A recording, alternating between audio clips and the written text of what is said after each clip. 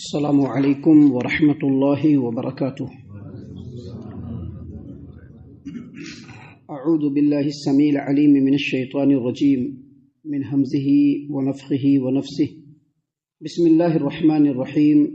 هذان خصمان اختصموا في ربهم فالذین کفروا قطعت لهم ثياب من نار يصب من فوق رؤوسهم الحمیم يسحر به ما في بطونهم والجلود ولهم مقامع من حديد كلما أرادوا أن يخرجوا منها من غم أعيدوا فيها وذوقوا عذاب الحريق۔ محترم سامعین اکرام، سورۃ الحج سورہ نمبر 22 اور اسی سورت سے آیت نمبر 19، 20، 21، 22، آیت نمبر 19 سے لے کر کے 22 تک آپ کے سامنے تلاوت کی گئی۔ سامعین کرام، اللہ تبارک و تعالیٰ نے فرمایا ہذان خصمان اختصموا فی ربہم، یہ دو فریق ہیں جنہوں نے اپنے رب کے بارے میں جھگڑا کیا۔ یہ دو فریق ہیں جنہوں نے اپنے رب کے بارے میں جھگڑا کیا، یعنی دو فریق، جن میں سے پہلا فریق مسلمانوں کا، توحید پرستوں کا ہے، اور دوسرا فریق جو ہے یہ وہ لوگ ہیں جن کا ذکر اس آیت کریمہ سے پہلے جو آیتیں آپ کے سامنے پڑھی گئی، اور اس میں خاص طور سے یہودیوں کا، مجوسیوں کا، صابیوں کا، عیسائیوں کا، مشرکوں کا ذکر ہوا۔ یعنی یہودی، صابی، عیسائی، مجوسی، مشرکین، اور مشرکین میں جتنے طبقے کے لوگ ہیں، چاہے وہ جس زمانے میں رہے ہوں، جس طبقے کے رہے ہوں، یہ تمام کے تمام ملا کر کے دوسرا فریق ہے۔ اللہ نے کیا فرمایا؟ ہذان خصمان اختصموا فی ربہم، یہ دو فریق ہیں جنہوں نے اپنے رب کے بارے میں جھگڑا کیا۔ یعنی ان کے جھگڑے کی جو اصل وجہ ہے وہ رب کی ذات اور صفات، ان لوگوں نے رب کی ذات اور صفات کے بارے میں جھگڑا کیا۔ ابھی رب کی ذات کیا ہے؟ اکیلے تنہا عبادت کے لائق ہے نا۔ توحید پرستوں نے بالکل اس کو اسی طرح سے مانا جیسا قرآن کریم میں اللہ تبارک و تعالیٰ نے خود بیان فرمایا ہے، اور اللہ کے رسول نے اپنی زبان مبارک سے اس چیز کو بیان کیا۔ توحید پرستوں نے اس چیز کو قبول کیا۔ اس کے مقابلے میں جو دوسرا فریق ہے، جو یہودیوں کا ہے، عیسائیوں کا ہے، صابیوں کا ہے، مجوسیوں کا ہے، مشرکوں کا ہے، ان لوگوں نے اللہ تبارک و تعالیٰ کی ذات اور صفات کو اس طرح سے نہیں مانا۔ تو اللہ نے فرمایا ہذان خصمان اختصموا فی ربہم، یہ دو فریق ہیں جنہوں نے اپنے رب کے بارے میں جھگڑا کیا۔ یعنی توحید پرستوں نے، جو پہلا فریق ہے، انہوں نے اللہ تبارک و تعالیٰ کی ذات اور صفات کو بالکل اسی طرح سے تسلیم کیا جیسا اللہ نے بیان فرمایا ہے، اور پھر وہ اللہ تبارک و تعالیٰ کے مطیع و فرما بردار بھی ہیں، اور اللہ تبارک و تعالیٰ کے سامنے ہی سجدہ ریز رہتے ہیں۔ اس کے مقابلے میں جو دوسرا گروپ ہے، یہ اللہ کی توحید کو نہیں مانتے ہیں، یہ شرک کرتے ہیں، کفر کرتے ہیں۔ حتیٰ کہ جو توحید پرستوں کی جماعت ہے، ان کے مقابلے میں یہ لوگ آپس میں گٹھ جوڑ بھی کر لیتے ہیں۔ یہ لوگ جو مد مقابل بنتے ہیں، صرف بحث کرنے کے لیے نہیں بلکہ میدانی جہاد میں بھی آتے ہیں۔ سیدنا علی رضی اللہ عنہ کہتے ہیں کہ یہ جو آیت کریمہ ہے، اور آیت کریمہ کا جو ایک ٹکڑا ہے، یہ ہم لوگوں کے بارے میں نازل ہوئی۔ صحیح البخاری کتاب التفسیر باب قولہ تعالی ہذان خصمان اختصموا فی ربہم، حدیث نمبر 4744 نمبر کی روایت ہے۔ قیس بن عباد کہتے ہیں کہ علی رضی اللہ عنہ نے کہا کہ میں قیامت کے دن سب سے پہلے اللہ تبارک و تعالیٰ کے سامنے اپنے چاروں زانوں کو طے کر کے اللہ کے سامنے بیٹھوں گا اور اپنا مقدمہ پیش کروں گا۔ مقدمہ کیا پیش کروں گا؟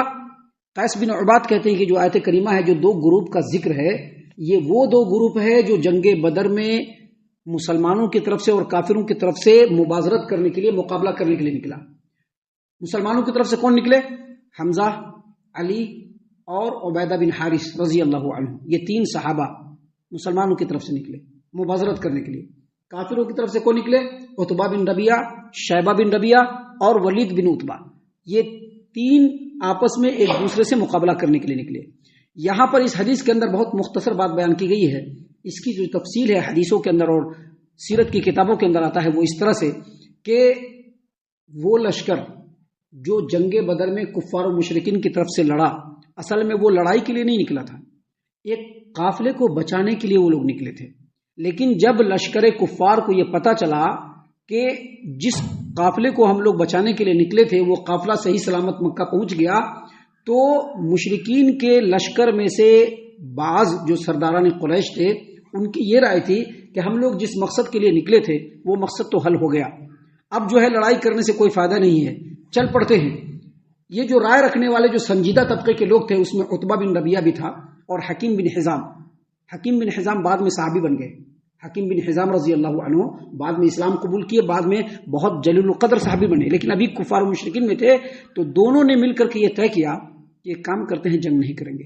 حکیم بن حزام جو بعد میں صحابی ہوئے رضی اللہ عنہ، انہوں نے عتبہ بن ربیعہ سے کہا کہ دیکھو ایک کام کرو، جو جنگ ہوئی ہے نا اس کی ایک اصل وجہ تھی، ایک حضرمی قبیلہ کا ایک آدمی وادی نخلا کے واقعہ میں مسلمانوں کے ہاتھوں قتل ہو گیا تھا، اور اس لشکر میں حضرمی قبیلہ کے بھی لوگ تھے.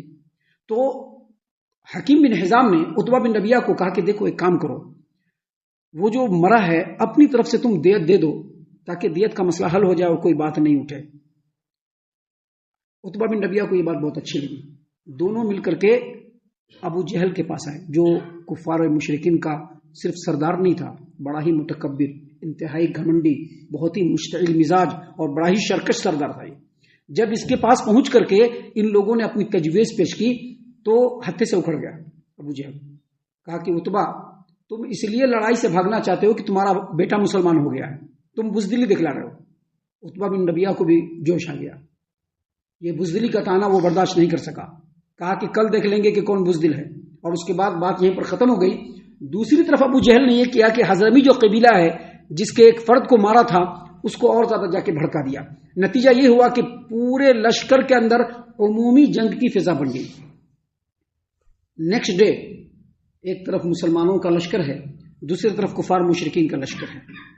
تو کفار مشرکین کے لشکر میں جو سب سے پہلے 3 آدمی نکلا، یہی عتبہ بن ربیعہ، اس کا بھائی شیبہ بن ربیعہ اور اس کا بیٹا ولید بن عتبہ. یہ تینوں باہر نکلتے ہیں، سب سے باہر نکلتے ہیں لڑنے کے لیے، اور نعرہ لگاتا ہے تینوں کا تینوں مل کر کے، حل من مبارزن، کوئی مقابلہ کے لیے ہے، آئے ہمارے سامنے.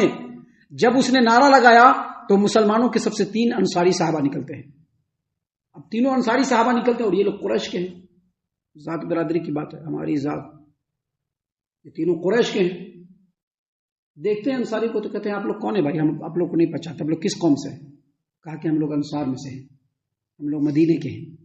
کہا کہ آپ لوگ جائیے، آپ لوگوں سے نہیں لڑنا ہے. محمد صلی اللہ علیہ وسلم پکار کر کے چیخ کر کے بولتا، محمد صلی اللہ علیہ وسلم ہم لوگوں کی توہین کیوں کر رہے ہو؟ ہم ان کسانوں سے لڑنے کے لیے نہیں آئے ہیں، جو ہمارے ہمسر ہیں جو قریشی ان کو بھیجو. ایک روایت میں آتا ہے کہ ان کا بیٹا جو ابھی اسلام قبول کیا تھا وہ نکلنے کی کوشش کیا، نبی کریم صلی اللہ علیہ وسلم نے اس کو روک دیا، اور ان کے مقابلے میں مسلمانوں کی طرف سے حمزہ، علی اور عبیدہ بن حارث رضی اللہ عنہ، یہ تینوں کے تینوں نکلے جو مکہ کے تھے. تینوں کے تینوں نکلے اور تینوں کے تینوں سامنے کھڑے ہوئے. اس کے بعد لڑائی شروع ہوئی.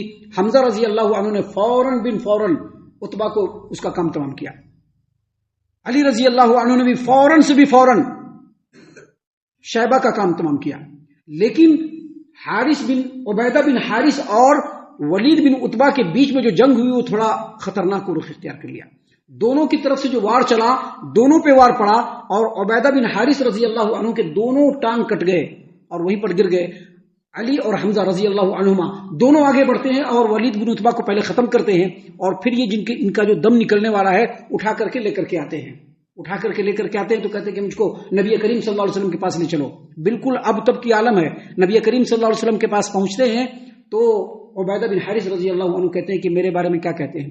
کہتے ہیں کہ یقیناً تم کو جنت ملے گی. ان کے چہرے پر بشاشت آ جاتی ہے، اور اس کے بعد کہتے ہیں عبیدہ بن حارث رضی اللہ عنہ کہ کاش آج ابو طالب زندہ ہوتے تو دیکھ لیتے کہ میں نے اپنی جان کو نبی کریم صلی اللہ علیہ وسلم کے اوپر نچھاور کر دیا.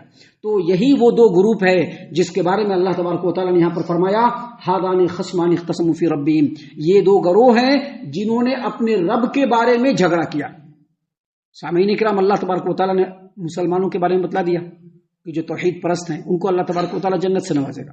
لیکن اس کے مقابلے میں جو کفار ہیں، جو مشرکین ہیں، ان کا انجام بیان کرتے ہوئے اللہ نے فرمایا فالذین کفروا قطعت لهم ثیاب من نار، ان میں سے جن لوگوں نے کفر کیا، جو دوسرا فریق کفر کرنے والا ہے، پہلا فریق مسلمانوں کا، توحید پرستوں کا، دوسرا فریق جو کفر کرنے والا ہے، اللہ تبارک و تعالیٰ نے فرمایا ان کے لیے آگ کے کپڑے کاٹے جائیں گے.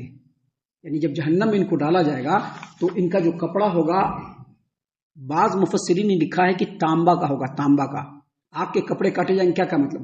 اس کا مطلب یہ ہے، سعید بن جبیر رحمۃ اللہ علیہ کہتے ہیں کہ تانبے کا کپڑا ہوگا. کیوں تانبے کا کپڑا ہوگا؟ کیونکہ تانبا جو ہوتا ہے وہ آگ پر فوراً گرم ہوتا ہے اور انتہائی بالکل اتنا سخت گرم ہوتا ہے کہ پورے جسم میں جا کر کے سڑ جاتا ہے. اور بعض اہل علم نے کہا ہے کہ ایسا کپڑا ہوگا جو آتش گیر مادے کا ہوگا. اللہ تبارک و تعالیٰ نے قرآن کریم سورہ ابراہیم آیت نمبر 50 میں کہا ہے وَسَرَابِيلُهُم مِّن قَطِرَانٍ، ان کا جو کپڑا ہوگا وہ گندھک کا ہوگا. گندھک جانتے ہیں نا، جیسے ہی آگ اس پر لگتا ہے فوراً لپٹ جاتا ہے. تو اللہ نے فرمایا فَالَّذِينَ كَفَرُوا قُطِّعَتْ لَهُمْ ثِيَابٌ مِّن نَّارٍ، ان میں جو کفار و مشرکین ہوں گے ان کا انجام قیامت کے دن جہنم میں یہ ہوگا کہ ان کے لیے آگ کا کپڑا کاٹا جائے گا. اور آگے کہا یصب من فوق رؤوسہم الحمیم، ان کے سروں کے اوپر سے گرم پانی انڈیلا جائے گا. کیا انڈیلا جائے گا؟ گرم پانی انڈیلا جائے گا. آگے مزید فرمایا یسحر بہ ما فی بطونہم والجلود، جو پانی انڈیلا جائے گا اس سے ان کے چمڑے بھی جل جائیں گے، گل جائیں گے، اور ان کے پیٹ کے اندر جو ان کی اتڑیاں اور پیٹ کے اندر جو چمڑے ہوں گے وہ بھی جل جائیں گے، گل جائیں گے. کیسے؟ امام ابن ابی حاتم نے تفسیر ابن ابی حاتم کے اندر کہا ہے کہ جو فرشتے ان کے اوپر مامور ہوں گے ان کو سزا دینے کے لیے، ان کفار و مشرکین کو جہنم کے اندر جو سزا دینے کے لیے جو مامور ہوں گے وہ گرم پانی، چونکہ گرم کھولتا ہوا پانی ہوگا، اس کو اٹھا نہیں پائیں گے فرشتے، تو چمٹے سے اٹھا کر کے لائیں گے، لا کر کے اس جہنمی کافر و مشرک کے منہ کے پاس لے کے جائیں گے. آج تو بڑے دندناتے پھر رہے ہیں، بے شمار ظلم و ستم بھی کر رہے ہیں کافر و مشرک، لیکن یہ انجام اللہ تبارک و تعالیٰ نے ان کا بتلایا ہے. سامعین اکرام، اللہ تبارک و تعالیٰ نے یہ جو بات بتلائی ہے اس کی تفسیر میں مفسرین نے کہا ہے کہ گرم پانی کو لا کر کے اس کے منہ کے پاس جب لے جائیں گے تو گرم پانی دیکھ کر کے پینے کی چاہت نہیں ہوگی تو نفرت سے منہ موڑیں گے. تو فرشتے کے ہاتھ میں ایک لوہے کا ہتھوڑا ہوگا، اس ہتھوڑے سے اس کے سر پہ ماریں گے، یہ کھوپڑا کھل جائے گا، ایسے اندر سے دماغ دکھے گا، اس کے اندر گرم پانی کون ڈالیں گے. وہ جو گرم پانی اندر سے جائے گا باہر کے بھی چمڑے جل کے جائیں گے، گل جائیں گے، اندر کی بھی انتڑیاں جل جائیں گی اور گل جائیں گی، اور چیخ و پکار مچائیں گے تو کچھ نہیں ہوگا. اللہ نے آگے مزید فرمایا وَلَهُمْ مَقَامِعُ مِنْ حَدِيدٍ، ان کے لیے لوہے کا ہنٹر ہوگا، ہتھوڑا ہوگا، لوہے کا ہنٹر اور ہتھوڑا.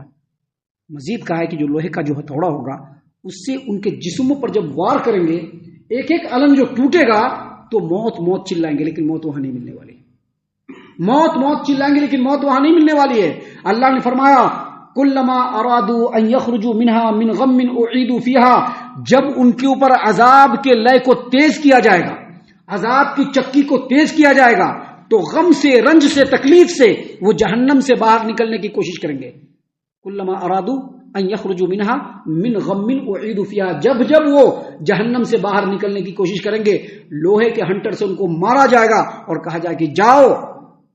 آگے اللہ نے فرمایا وذوقوا عذاب الحریق، یہ کھولتے ہوئے دہکتے ہوئے عذاب کا مزہ تم چکھ لو. تو یہ کفار مشرکین کے حال اور احوال کو اللہ تبارک و تعالیٰ نے یہاں پر بیان فرمایا ہے.